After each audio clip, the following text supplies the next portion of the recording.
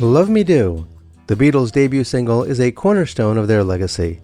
A modest, yet monumental track that introduced the world to the band that would redefine popular music. Released on October 5, 1962 in the UK, this simple, harmonica-driven tune marked the beginning of Beatlemania and showcased the raw charm of a young quartet from Liverpool.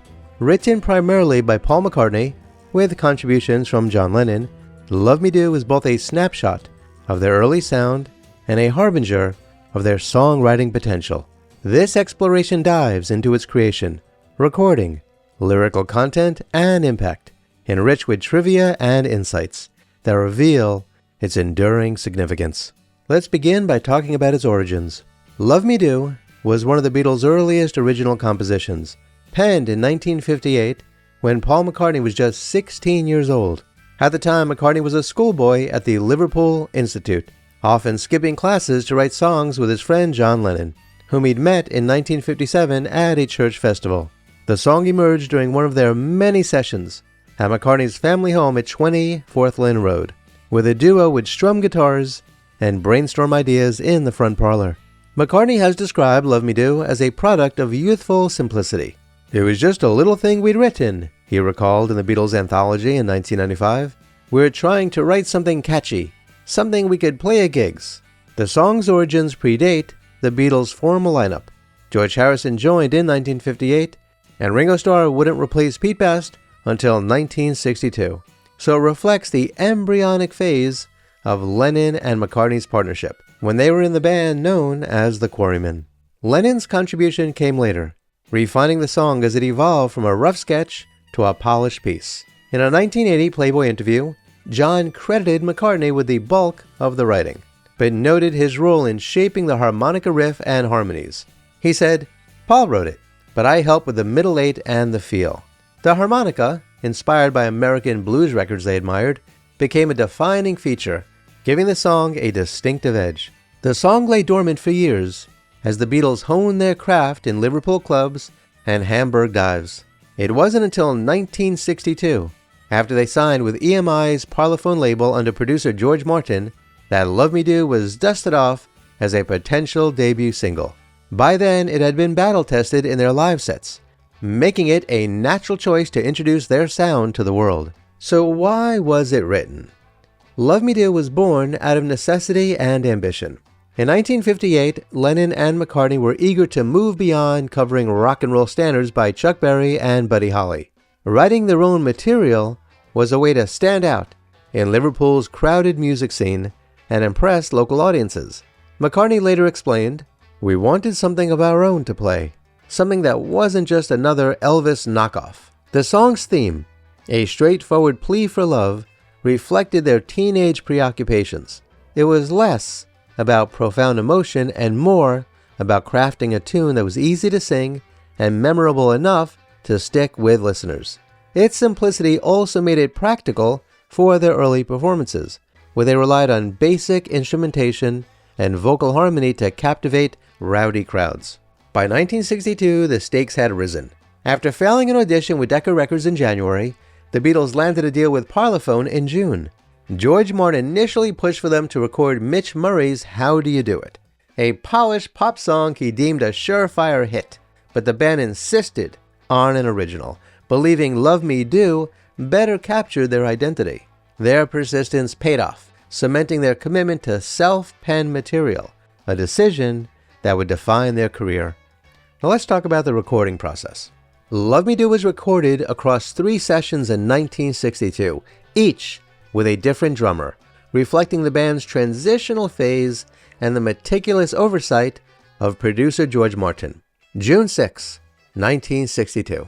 The first attempt came during their Parlophone audition at EMI Studios. With Pete Best on drums, the band recorded a rough version featuring McCartney's lead vocal and Lennon's harmonica. George Martin was unimpressed with Pete Best's timing, later describing it as erratic. This session convinced him the band needed a new drummer, though the take was preserved and later released on Anthology 1 in 1995. September 4th, 1962. After Best's dismissal and Ringo Starr's arrival in August, the Beatles returned to record the single. The lineup was Paul McCartney on lead vocals and bass, John Lennon doing harmony vocals and harmonica and rhythm guitar, and George Harrison playing acoustic guitar while providing backing vocals. The session yielded 15 takes, with take 15 deemed the best. Lennon struggled to sing and play harmonica simultaneously, so McCartney, at the behest of George Martin, took the lead vocal. Though Lennon's harmony shines through, the track was recorded on a 2-track machine, with instruments on one channel and vocals on the other. This version became the mono single released in October of that year, September 11th, 1962. Doubting Ringo's experience, George Martin brought in session drummer Andy White for a third attempt. Ringo was relegated to tambourine, a slight he never forgot. This version, with a crisper drum sound, was used on the Please Please Me album in March of 1963 and later stereo releases. The lineup was otherwise identical, though White's tighter rhythm gave it a slightly polished feel. The song clocks in at 2 minutes and 22 seconds, built around a bluesy G7C chord progression with a D7 bridge. Lennon's harmonica riff, playing on a harmonica that he liberated from a Hamburg shop in 1960, nods to Delbert McClinton's work on Bruce Channel's Hey Baby.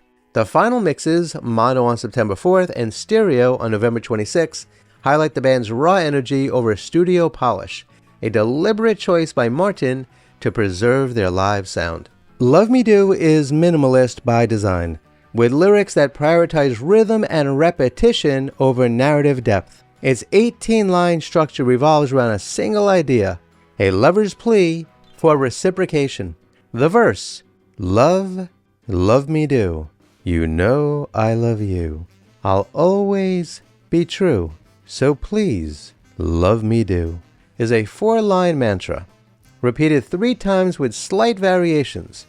The words are direct and unadorned, mirroring the band's unpretentious early persona. The repetition of Love Me Do 9 times total drills the hook into the listener's mind, a technique that McCartney borrowed from 1950s rock and roll. The middle 8, Someone to Love, Somebody New, Someone to Love, Someone Like You, shifts to a higher register and introduces a hint of longing. The D7 chord adds a touch of tension, resolving when the verse returns. Critics have noted its ambiguity. Is the singer seeking new love or reaffirming devotion? This vagueness broadens its appeal, letting listeners project their own emotions onto it. The lyrics lack the poetic flair of later Beatles songs, but their simplicity is their strength. At a tempo of about 148 beats per minute, the song's brisk pace and harmonized vocals, Lennon shadowing McCartney, create an infectious, upbeat vibe.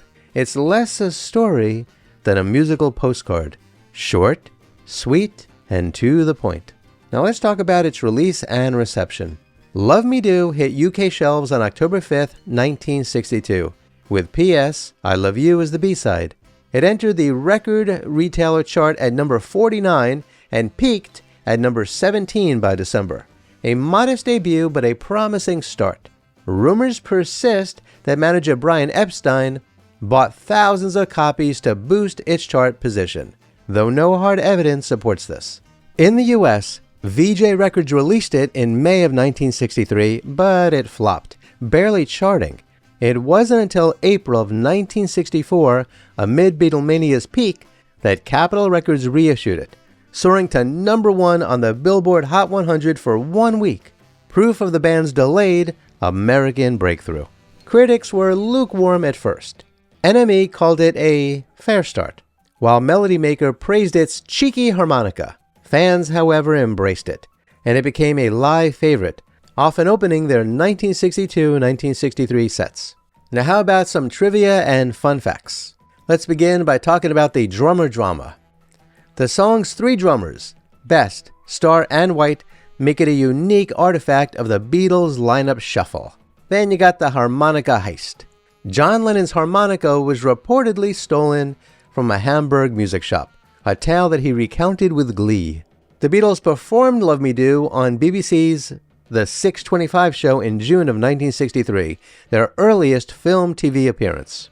The song re-entered the UK charts in 1982 for its 20th anniversary, peaking at number 4. And did you know there was a royal connection? Princess Margaret requested it during a 1963 meeting with the band, a rare royal endorsement. Now what about the demo discovery? Check this out. A 1962 acetate sold for £12,000 at auction in 1997. It's also got a really short title. At 3 words, it's one of the briefest Beatles single titles. Now how many covers of the song have you heard? Because over 50 artists, from Sandy Shaw to the Brady Bunch, have covered it. It was a live rarity for the Beatles, however. You see, after 1963, it rarely appeared in concerts. It was overshadowed by bigger hits. Do you know about the vinyl era? Early pressings misspell McCartney's name as McArtney, M-C-A-R-T-N-E-Y, on the label. Now let's talk about its legacy and impact. Love Me Do wasn't a blockbuster, but it was a spark. It introduced the Beatles as songwriters, not just performers, and gave them a foothold in the industry. Its success, however modest, convinced EMI to invest in them, leading to Please Please Me and beyond. Musically, it influenced the Mercy Beat sound, inspiring acts like Jerry and the Pacemakers. Its harmonica riff also became a 1960s pop trope, echoing in hits from other bands that were part of the British invasion. Culturally, it marked the dawn of a youth-driven revolution, arriving as Britain shed post-war austerity. For the Beatles, it was a confidence builder. McCartney later said, "It wasn't much, but it was ours." That ownership of sound, style, and future made Love Me Do the first step in a journey that changed music forever. Now, what about that footage you have seen of the Beatles singing Love Me Do? What in the world was that all about? Well, the footage commonly associated with Love Me Do comes from the Mercy Sound, a BBC documentary, first broadcast on October 9th, 1963, over a year after the single's release. By this time, the Beatles were gaining traction, and the documentary aimed to capture the rising Mercy Beat scene, with the Beatles as a focal point. The performance footage was shot on August 27th, 1963, at a little theater in Southport, a small venue near Liverpool. The Beatles mimed to a pre-recorded backing track of Love Me Do, a common practice for TV appearances then, as live sound recording was less reliable. The footage is in black and white, typical of early 60s television, and runs approximately 2 minutes, matching the song's length. Visually, the film is straightforward.